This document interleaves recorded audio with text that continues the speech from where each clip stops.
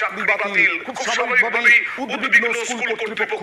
কাল থেকে পরীক্ষা, তার আগে 6 জনের চাকরি যাওয়ায় উদ্বেগ। পুরামারি চন্দ্রকান্ত হাই স্কুল। সরাসরি চলে যাবো প্রতিনিধি রকির কাছে। রকি, 6 জনের তো চাকরি গেছে, কিন্তু কতজন শিক্ষক আছেন ওখানে? প্রধান শিক্ষক কি বলছেন?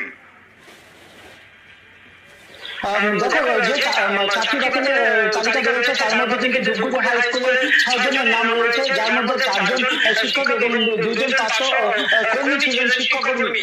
আর এতে কিন্তু চিন্তার কারণ একটি যে আগামীকাল থেকে কিন্তু স্কুলের ফাইনাল পরীক্ষা শুরু হচ্ছে, আর তার আগের দিনে এই তালিকা বের হওয়াতে কিন্তু রীতিমতো উদ্বেগ সৃষ্টি হয়েছে। কারণ শিক্ষক শুধু নন, পরীক্ষার সময় শিক্ষা কর্মীদেরও খুবই প্রয়োজন হয়। তুমি শিক্ষা কর্মীদেরও চাকরি দেখেছে বলছো? একদম তাই, কারণ স্কুলে কিন্তু প্রায় 1900 ছাত্রছাত্রী রয়েছে এবং আগামীকাল থেকে যখন স্কুলে পরীক্ষা শুরু হবে তখন যে কর্মীরা রয়েছে তারা কিন্তু কাগজপত্র নিয়ে যাওয়া থেকে শুরু করে খাতা